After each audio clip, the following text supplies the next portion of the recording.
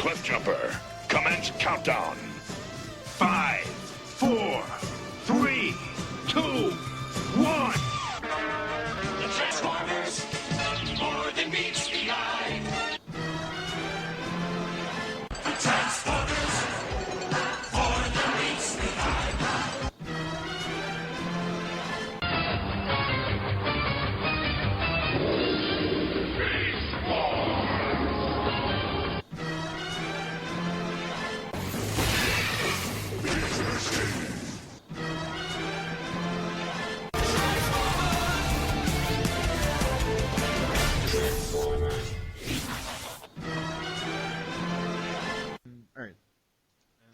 Okay, there it goes. Haha. Welcome to Transformers ToyCast, episode 22. I am TFG1Mike, and I am joined by PecanCtMichael. Hello. Hey, how's it going? It's going. First, I didn't think that the call recorder was actually going to work. I hit the record button, and then nothing happened. And then it started itself. So yay. It actually hasn't been that long since we recorded 21, has it? No, I don't think so. A couple of days or something. I don't know. I think we normally record things on like a Friday and... Yeah, normally. Thursday, well, not Thursday, because those are MWire nights. I think we did Wednesday, Friday. I don't know. Something like that. I don't know. Let's see here. Yeah, I'm not liking any of the themes anymore.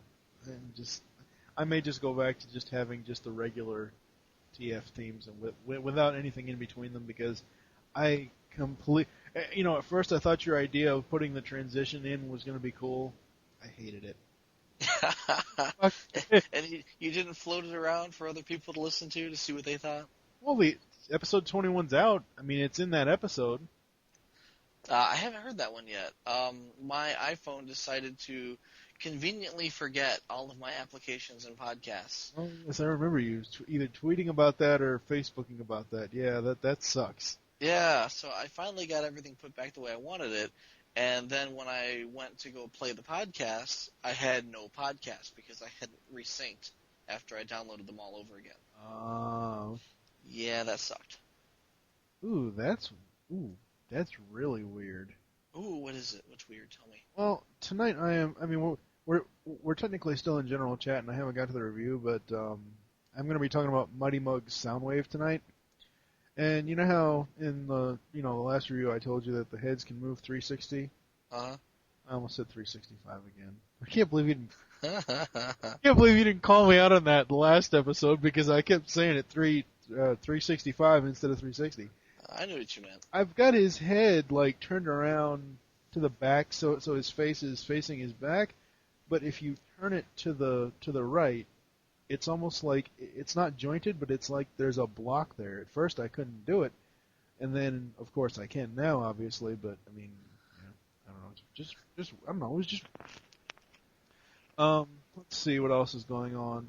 We actually, starting this episode, we will have new artwork. I'm not going to be saying what that artwork is. I will tell you off the air what it is. You pretty much already know, but you don't know the whole encompassing of it. It's pretty much going to be Halloween-based, and it's probably going to be the main artwork for ToyCast for a while, because, honestly, I'm as much as good artwork as Steve does, I'm really not digging the original ToyCast art that we have, so I think I'm going to have him change it on the feed so it will be the official, art for the show, so every time you download it, it'll be the same. I thought about doing different art each episode, because I mean, once the main art is set for the RSS feed, I can attach and rewrite ID3 tags for any photo that I want for that individual episode. So I don't know. I thought about it. I don't know. I haven't really had a final decision on it or not, but yeah, I don't know. Well, that's interesting, because before, not long ago, you were telling me that, don't know how to do that, and now you do know how to do that, which is neat. You're learning things. What I would say is find a graphic that you like, that you want to stick with for the cover. Right.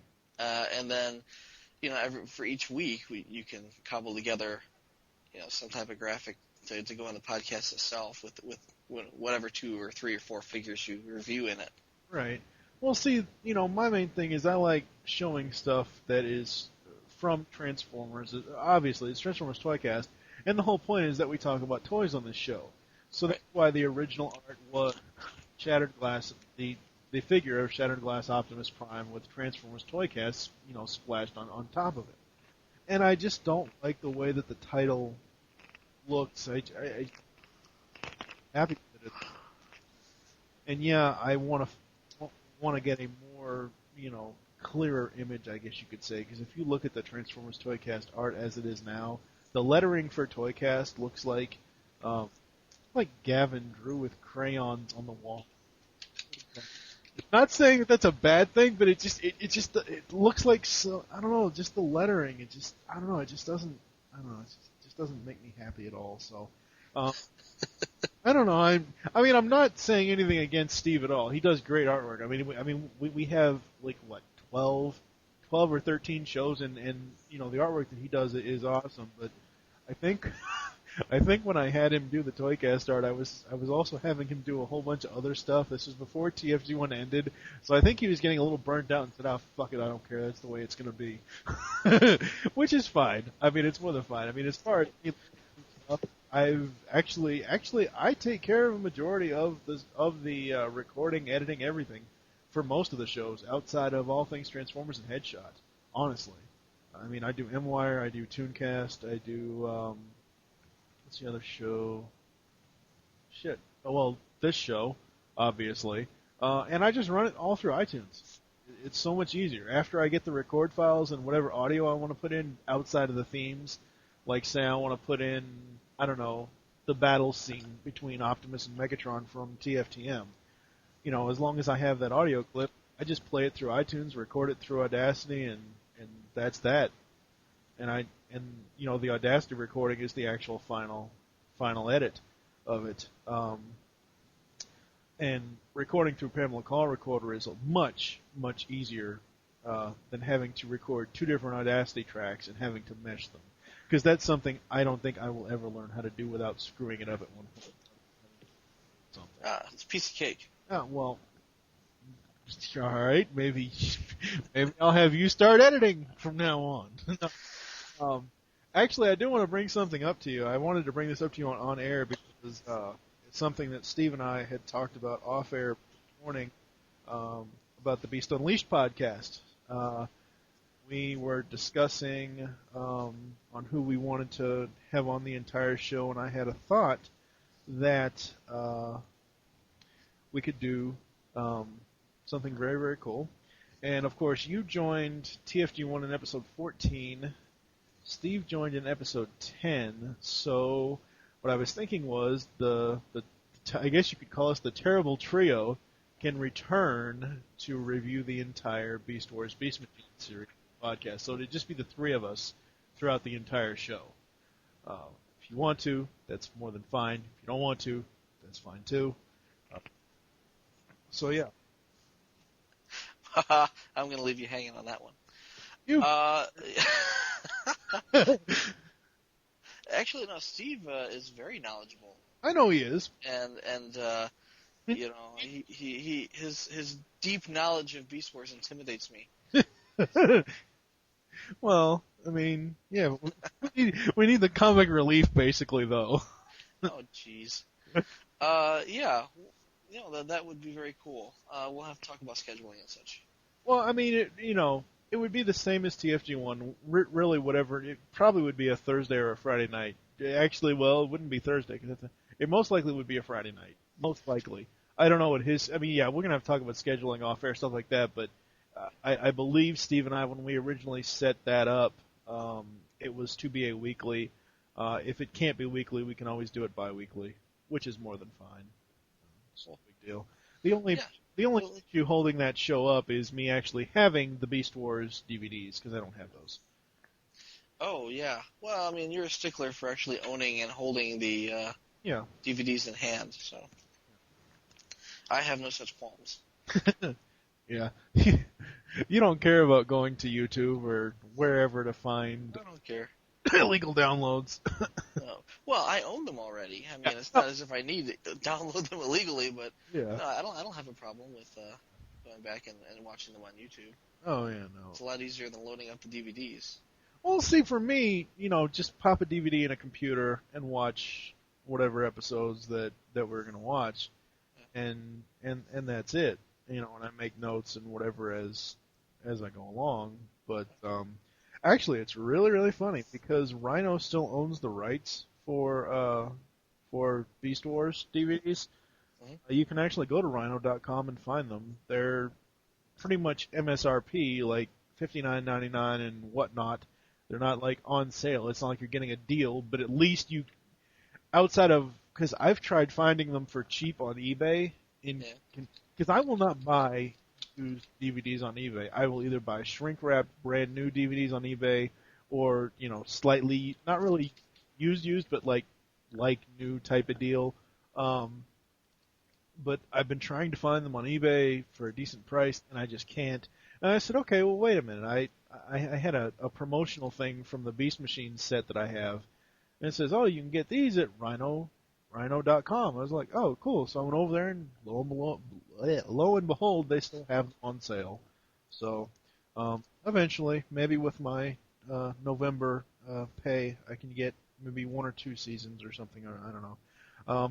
My original goal for that show is to start it before the end of 2009. At this point, I don't think that's going to happen unless the big fat guy in the red suit brings them to me, which I seriously doubt.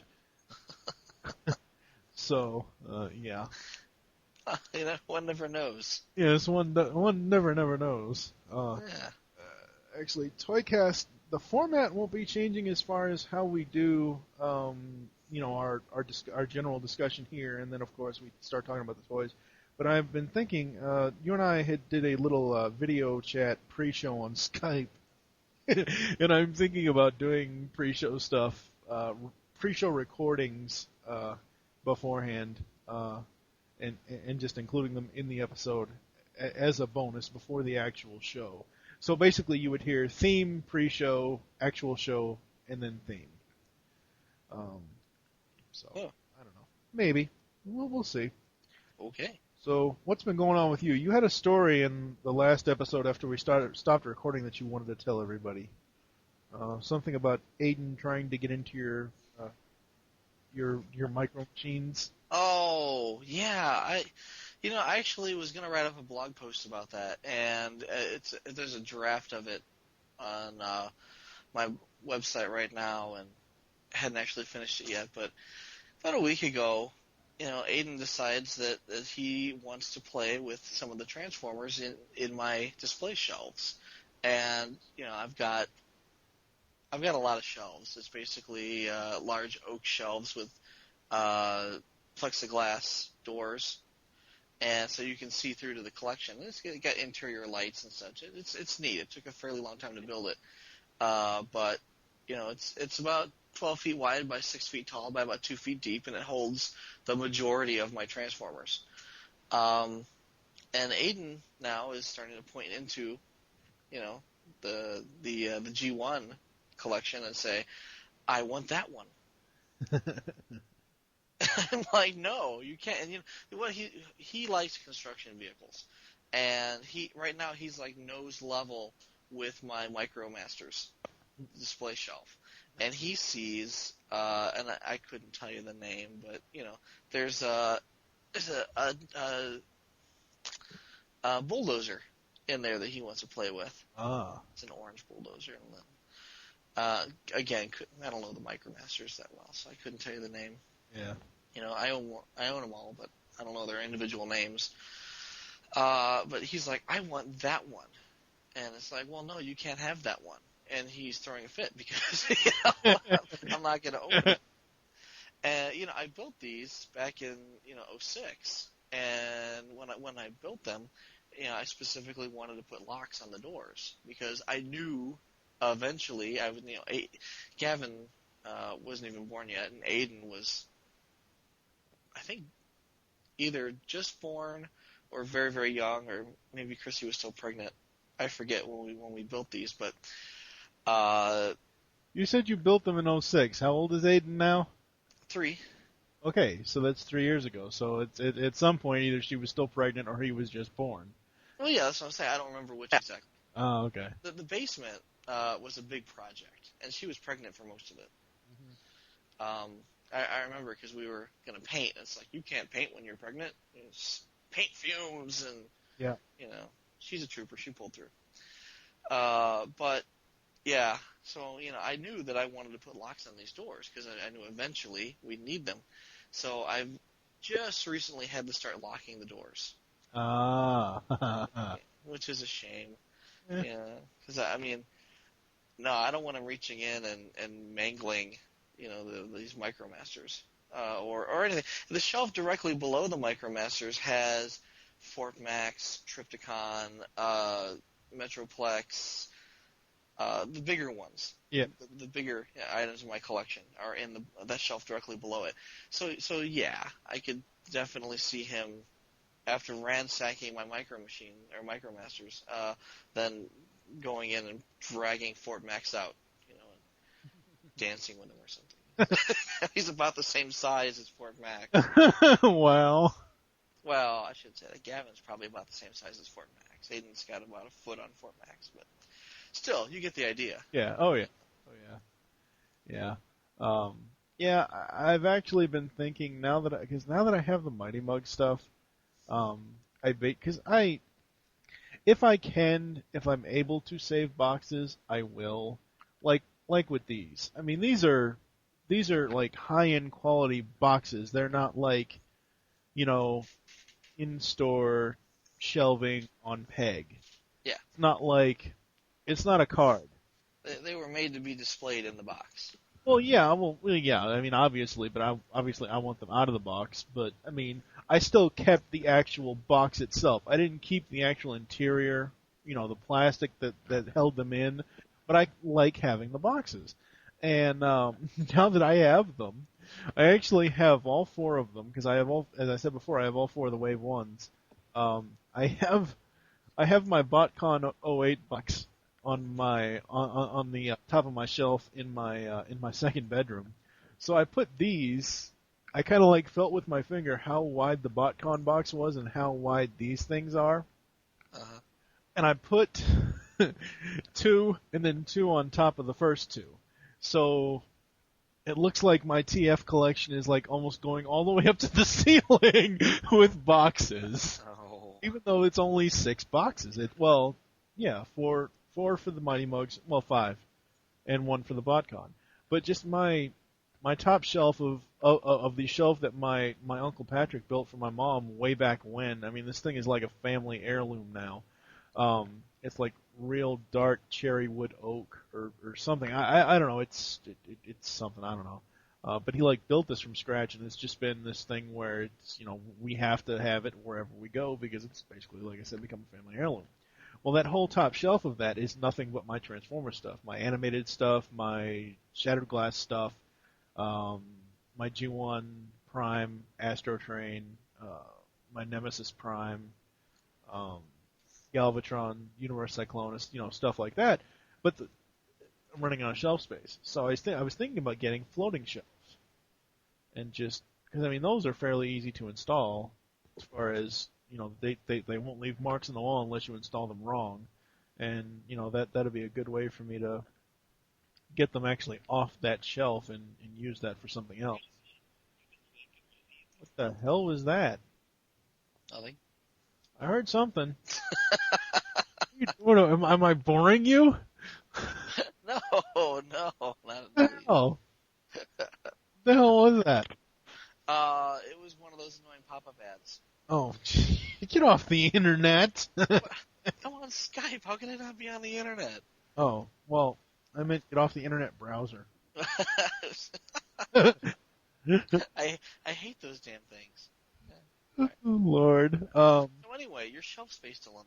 Yeah, I've been thinking about it. It's not something that I can actually. Unless I can go to Lowe's and find them for fairly cheap, I'll do it. Probably, I'd like to get it done by my birthday, which of course isn't until February. Hint, hint, Megatron owners. Don't oh Jesus me. You know I want that figure. Fuck, if I could drive, I'd come to your house right now and steal it. He's somewhere on the internet. I'm sure you can find one. No. Oh, no. But yeah, I want, a nice place for my collection like everybody does. So, and I mean, for now, it's okay. And obviously, I also want to display the framed, I guess they're not really actual animation cells, but the cells that came with, the G1 DVDs. I frame those and I want to, put those on a shelf because the frames that they're in, they're not really, they're not really on the wall type of quality. You really can't hang them on the wall and they stay there, unfortunately. So, all right. Well, I think I've talked enough. What other not pre-show? What other general chat would you like to bring up? Strange Pre-show. would you like to tell us? Well, I wasn't sure if I was going to mention it today, but I guess I will. I actually went on a toy run today for the first time in a while. Uh-huh. And I got a bunch of stuff. I picked up the Red Power Glide. He's a Walmart exclusive. And, when the Universe Power Glide came out, I was kind of bummed because he was in gray. And the Japanese version came out in red, and I'm like, man, I want a Japanese version. But, I quit spending money on Japanese imports a while ago because I just assumed that they're going to come out in America eventually, in some way, shape, or form. And here we go. We get a Red Power Glide. So I was really happy to see that. The downside is now I've got a whole bunch of repaints of these. Yeah, and I picked up some movie toys. Swerve, just because I've got every other incarnation of Swerve. RC, because I eventually want to combine the three Robot Sisters. Yeah. I picked up the ice cream truck because, it's an ice cream truck. Yeah, exactly. I got Walmart exclusive Fierce Swoop. Okay. It was a repaint of, the movie line Jet in hooligan colors, G2 hooligan colors, which is like a tiger stripe pattern in orange and black, which, how bad does that rock? That's really cool. That's kind of a cool thing. I grabbed Deluxe Thrust, because, hey, he's Thrust. Gears, because, hey, he's Gears. And Ravage, because, he's Ravage. Yeah. And then all of the new Scout series. So, Dune Runner, Reverb, Night Beat, who's a repaint, and, Ejector. Yes, and that's what you'll be talking about today, is the Toaster Bot. That's right, I want to talk about Toaster Bot tonight. So start talking, because you're up first. Oh, okay, cool. So in my haul tonight, I picked up Toaster Bot, and he's a Toaster Bot. He's a toaster. You don't get too many toasters in the line. In fact, I was kind of surprised that he wasn't released in something like the Real Gear line or something along those lines, because he's more of a household item than a vehicle or anything else like that. So, but I don't know. After looking at the package, I was a little disappointed with his paint job, because it looks like he's definitely missing some paint apps from back. And of course, the back of the package is the Hasbro photoshopped version. Yeah. But it still leaves a little bit to be desired here. Back of the package says, born mindless and driven by the heat pulsing in his tiny body. Thank you, Michael Bay, for these sexual references. Ejector knows nothing but how to burn. Even when he was a simple toaster, burning things was what he did best. Now that he's got a simple mind of his own and flamethrowers to go with it, he lives to torch everything around him. This guy came to be in the kitchen scene where the Allspark shard brought all the kitchen appliances to life. Right. In the Witwicky home. So, kind of cool that they made a figure of him. Necessary? Probably not. But he's just a scout. In the grand scheme of things, why not spend a little bit of plastic on him? A scout who has no feet. Well, see, that's the screwy thing. He's got little nubby feet. I mean, it don't really count as feet. In order to make him stand, because you can't stretch his legs out straight up and down, expect him to stand on these little nubs. But his calves are like big triangles, and you literally have to kind of invert his feet almost like a chicken walk, and Skywarp walk, or Starscream walk, and Skywarp technically the repaint, so that he can stand on his calves, the back of his legs, Mm-hmm. the lower portions of his legs. So it's kind of weird. Again, he's not going to stand up on his own little stubby feet, but you can kind of get him to do a kind of a weird stand by propping him up on the back of his legs. He's a neat little guy. His whole chest is mostly head. He's got gnarly teeth. He doesn't have much in the way of paint apps, except for a few little red bits that are supposed to be the heating elements from inside the toaster. Right. He's got 4 arms, kind of redundant and or unnecessary, and he's got a little tail that's supposed to be the plug. It turns into the plug. It's actually the plug. Again, Michael Bay with the jokes. What? Again, Michael Bay with the jokes. With the tail? Yeah. Okay. I don't know. But, Well, I thought it was weird that it's a European-style tail. So somewhere in the Witwiki household is a, American to European outlet converter. Those things don't come cheap. No, I don't think they would either. But, yeah, I mean, his transformation's kind of simple. Not for you, it wasn't. Well, No, I completely. I mean, hell, look at the way I first got my first blur. So I mean, I'm not complaining. I'm just saying, it's funny as hell when you were trying to transform him. You broke the arms off. It's like, how's he supposed to go? There went his arm. Ah, crap. All right, well, maybe he's supposed to. Nope, there goes his other arm. Never mind. That's not right either. Yes, and only real men don't look at the instructions. That's right. Real men do not look at the instructions. They find it frivolous and unnecessary. Yes. And that's right. So it's slightly akin to directions. Real men don't look for directions either. Exactly. It's frivolous and unnecessary. You don't need that crap. No. Yeah, you don't need that. Yeah, so to prove my point, I'm trying to transform him again right now. Thank God we're not doing a video, because holy crap, I'd be left off. Well, we had the video cameras going earlier, and I was showing you how to do it. And, Yeah. that was just yeah. That's where the whole pre-show notion has come from, folks. We started doing a Skype video call earlier, and yeah, we need to start.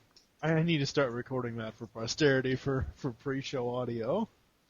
Well, it's you kind of get free license to say whatever you want when you're not being recorded, because you're not too worried about somebody hearing you say it. Well, I mean, what haven't we said on any of our shows that we've done? So whatever. I think my favorite was during the Rebirth episode of TFG1, where I likened the Nebulons to Al-Qaeda. Oh yeah, that's right. Yeah, I thought that was funny. All right, so here I got him in toaster mode, and he's a toaster. He's a toaster that fits in the palm of your hand, which doesn't make him much of a toaster. But on the front here, he's kind of silver. Yeah. Like a silver toaster. Like one of the. He's kind of retro in a way, but not really. He's got the toast holes kind of molded in the top. They're not really holes. Yeah. But the front is kind of curved, and it's nice. It's got looks like almost like a little eyeball on one side, but it's like an on-off switch painted red. But there's no on-off switch on the other side, so he's kind of asymmetrical in that way. Oh, yes. And the plugs into the wall. And they spent a lot of time, molding the front of this toaster. But there's no back of the toaster. It's just wide open. You Like you see peer in there. I can see his kidneys it's... peer right up in there. Yeah, but what are you gonna do? It's a toaster. Yeah. He makes toast. Or if you believe his tech spec, or his bio, he burns toast. Yeah, exactly. I like nothing more than to burn your toast. You suck and I hate you and I want to burn your frickin' toast. The only thing that I can think of when you said about the thought of an M&M's reference. He burns in your hand, not in your mouth. Kind of mouth, not in your hand. I'm just gonna let you amuse yourself for a while. I was trying, damn it. I can't always hit gems like I hit in, I believe it was TFG1 episode 19 when I said more than meets the pie. So, whatever. Yeah, I'm gonna need some context out of that one. I don't remember that. Well, you're gonna have to go back and listen to the episode then. Oh man. Well, what do you mean, oh man? It was a short episode, I think, so you don't have anything to worry about. Yeah, it's like movies. I don't go back and watch movies over again either because I've already seen them once. Yeah. I don't know. Oh, there we go. See, now I've got Ejector, Toaster Boy. We got Toaster Boy back in his robot mode here, and he's got kind of a neat little robot mode. He kind of looks like a little demon. He got a little demon face. I'm kind of glad that they didn't go all out and try to make a bunch of these little kitchen bots, because let's be honest, a couple of them were really offensive. It was like a blender with a giant cock cannon. No, I'm serious. It was just wrong. Okay. You be all right? Yeah. All right. Go ahead. But yeah, I can't imagine Hasbro coming out with something like that. So the fact that they came out with this guy who's just going to remind us of the cock cannon, or the what do they call the other one? It was a Dyson vacuum cleaner. Oh God, I don't know. No, it was a Dyson vacuum cleaner, and I can't imagine how much money they paid Dyson for the rights to use that, but it turned into a robot too, and there was a bunch of other ones. I think I saw pictures of it was prototype pictures. I don't remember it from the movie exactly, but it was the garbage disposal unit crawled out of the like it had crawled out of the sink, and it was literally just knives. The whole thing was knives. Yeah. I could see them releasing that. It's like Johnny Knives. Johnny Knives is alive. Yeah. You catch that? You like that? Yeah. I got it. No, but I mean, We're it's like going to be remaking that, unfortunately. Dumb bastards can't leave 80s movies alone. But anyway.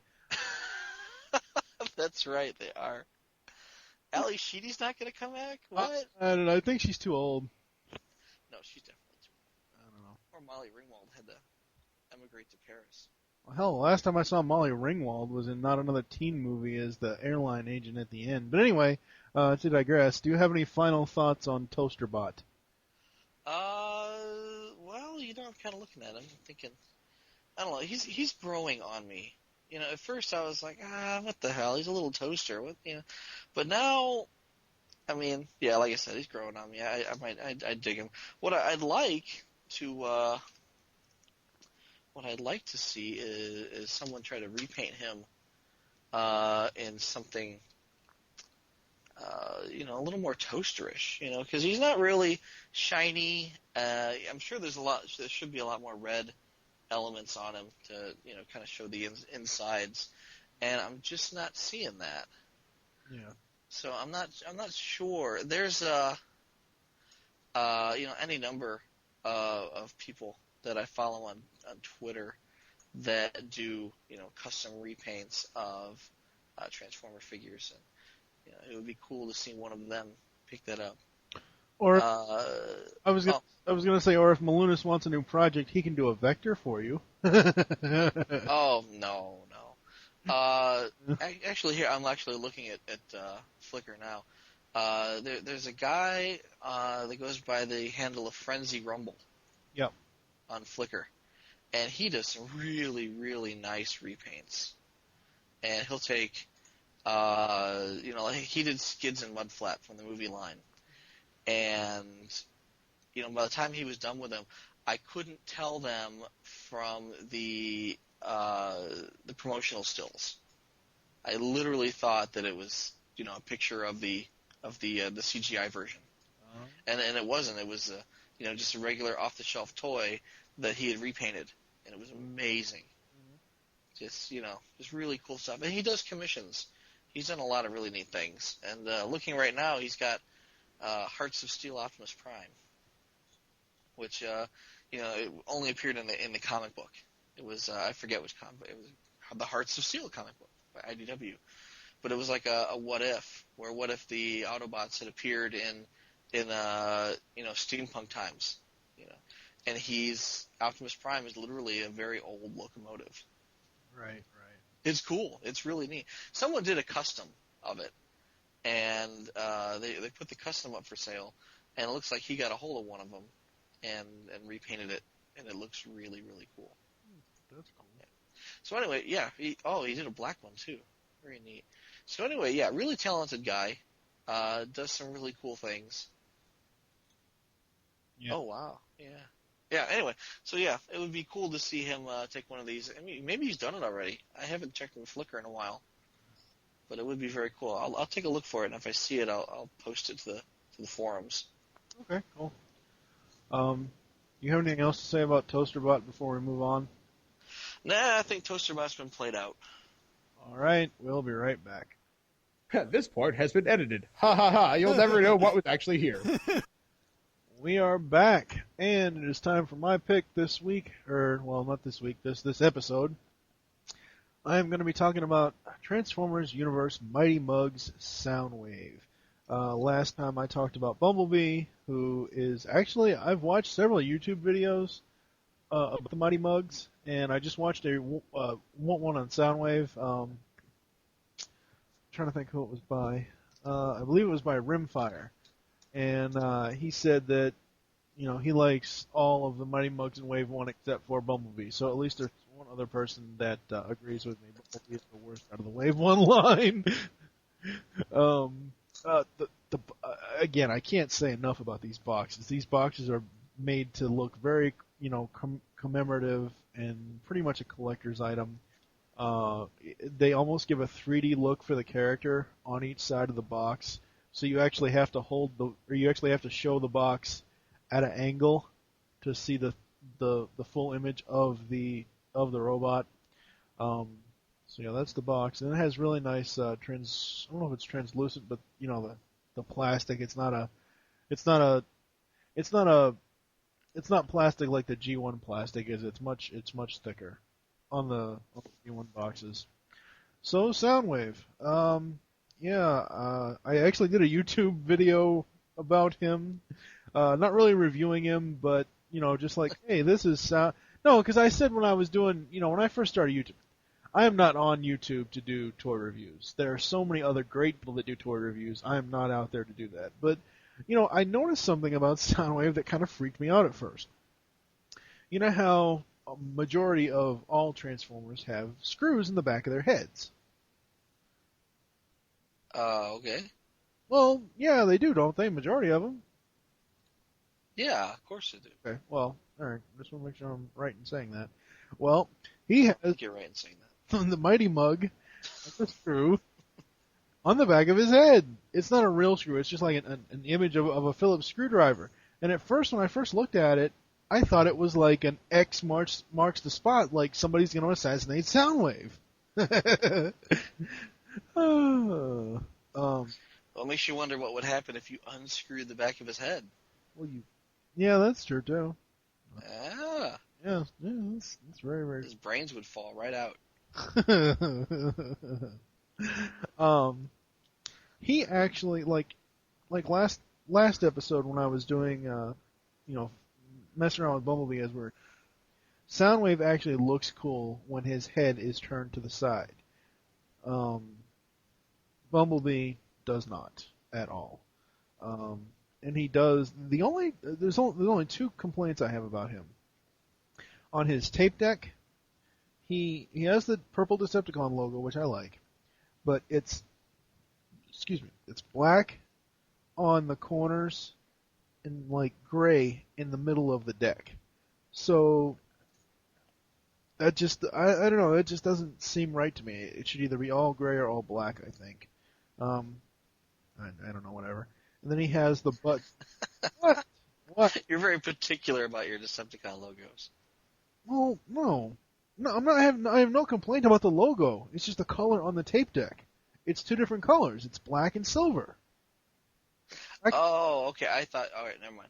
No. The logo is fine. The Decepticon logo is purple, and it's fine. It's the way it's supposed to be. All right. Color of the like, if you took G1 Soundwave out of your thing, he has whatever color his tape deck is. It's one color on the actual image of the deck itself, not the outer frame, but just the tape deck itself. It's one color. This, it's black on the left, gray in the middle, and black on the right. I don't like that. Of course, it shows all his little buttons and everything else below the tape deck. It actually right above where his head is, almost where his neck should be, is the eject button. On the back, as I said, is a screw in his head. Right. I see it now. I wasn't looking at a picture of it now or before, but I am now. Okay.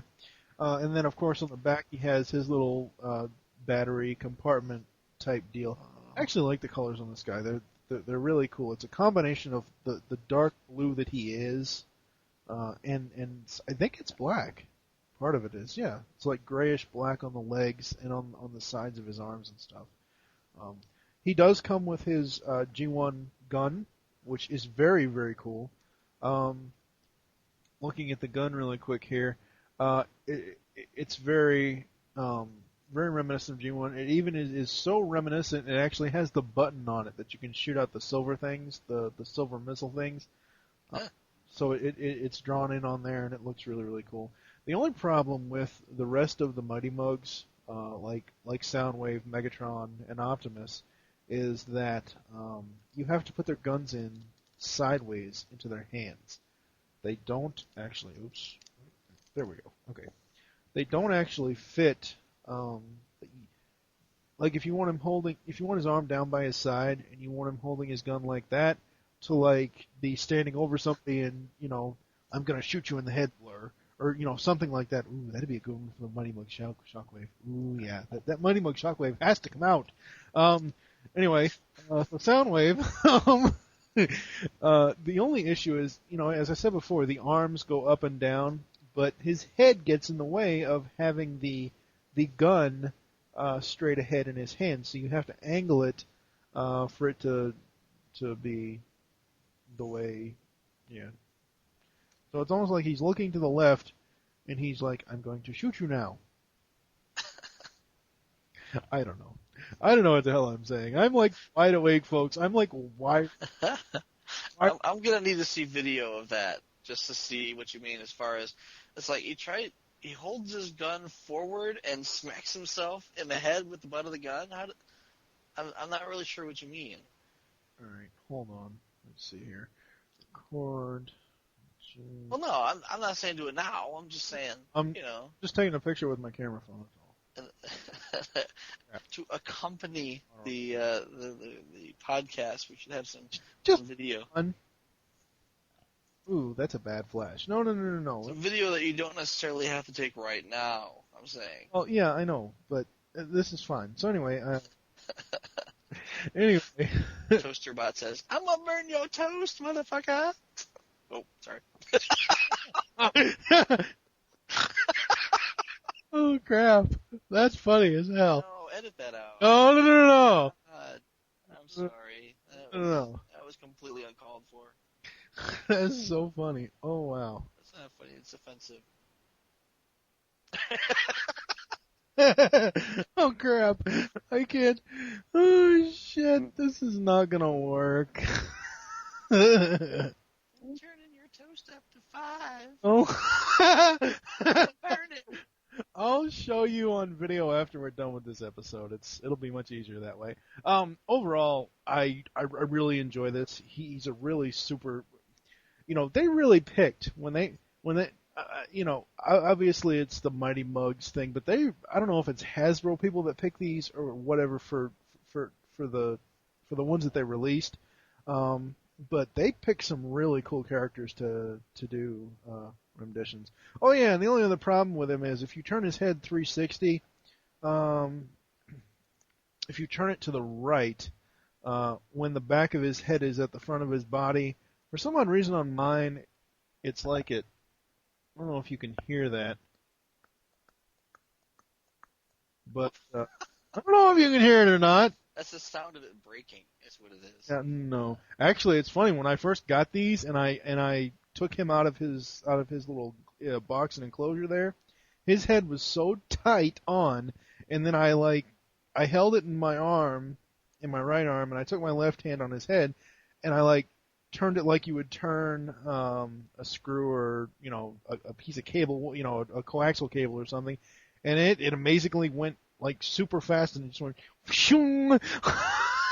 At first I thought it was going to come all the way off, but it didn't, so thank God for that. So yeah, Mighty Muggs Soundwave. He's really, really cool. Again, as I said with the Bumblebee review of the Mighty Muggs, you're probably going to have to find these on eBay. You're probably not... What are you laughing at? Nothing. What are you laughing at? Toaster Bot's cord. He's his cord. Oh, good Lord. People, he's playing with the cord. Holy crap. Oh, God. No. Oh, my God. Okay. It sounds like an extension cord. Oh, crap. Oh, boy. And he can only get laid in Europe because he's this European plug. So anyway, again, as I said with the Bumblebee review, you're pretty much going to have to find the Wave 1 and Wave 2 Mighty Muggs on eBay or something like that. You may be able to find them on Amazon, I don't know. I doubt Hasbro Toy Shop actually has the Optimus Prime one, but if you want to find them, fairly easily and fairly cheap, I would go to eBay. So that's pretty much all I have. Yeah, so 40 minutes for Toaster Bot and 10 minutes for Mighty Muggs Soundwave. What the hell? Was it seriously 40 minutes for Toaster Bot? No, it wasn't really 40. It was more like 20 minutes of general and then 20 minutes of Toaster, because the last clip or the last part of this episode was like 30, 40 something minutes. So I think we're gonna bring this one to a close before either one of us say something we're gonna regret. I already did. Thanks. Yeah, which one? The the cock cannon? Oh, cock cannon! Oh no! Yeah. I was talking about the horrible enough bomb that I dropped there. That was completely out of line for me, and I feel really bad about it now in retrospect. I'm gonna burn your toast. I'm gonna burn it. I will. I don't know how long that is, because we actually have something from. I will let you listen to. I'll send you the file afterwards. But anyway, so thank you for joining us here on Transformers ToyCast. I'm gonna find me a European outlet. I'm gonna bang the hell out of it. I'm gonna find it right now. It sounds more like Wheelie than Toaster Bot. Holy crap! I was going for the Cleveland on Family Guy or American. Oh, Family Guy. Yeah. Oh. Cleveland. I'm gonna go find it right now. He said, Michael Blanchard, I'm gonna let you finish, but I gotta tell you that Optimus Prime is the greatest Mighty Mug of all time. Of all time! Okay, so outro take 2. Thank you for joining us here on Transformers ToyCast. There are several ways to get in contact with us, leave feedback for the show. The first is you can visit www.geekcastradio.com and find all the other podcasts there. Second is you can stop by PecanCtMichael.com/CafeSpark and get all your Transformers discussion topics there. The third is you can leave the show feedback on iTunes. Yes, please do this. I actually checked this before the show tonight. We didn't have any new reviews, but in the last episode I might have said we may have had like 1 or 2 star feedback. We actually have nothing but 5-star feedback. I did double check that, so that's very, very cool. The fourth is you can visit www.earth-2.net forums and find our threads for the shows in the self-promotion section. And the fifth is the email address, which is tftoycast@gmail.com. We now have a voicemail line. Call us and leave us your thoughts on each episode. Be sure to say which show you're leaving the message for. The number is, and your name. The number is 502-526-5821. You can also follow us on Twitter. The show name there is TF ToyCast. Mine is TFG1Mike. And what is your Twitter, sir? I'm not going to tell you because you're going to make fun of me. Well, first of all, you have to speak up into the fucking microphone because I can barely hear you. It's PecanCtMichael. MOUSA. For now, I am TFG1Mike with PecanCtMichael saying the immortal words of Optimus Prime. Transform and roll out, and thank you for listening. Until next time. Sword of Omens, give me sight beyond sight. I see a new episode of ToonCast coming this week.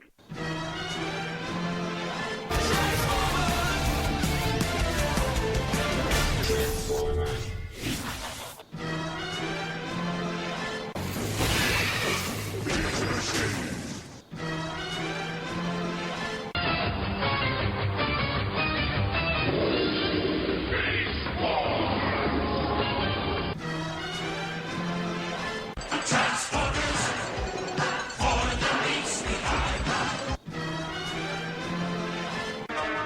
The Transformers.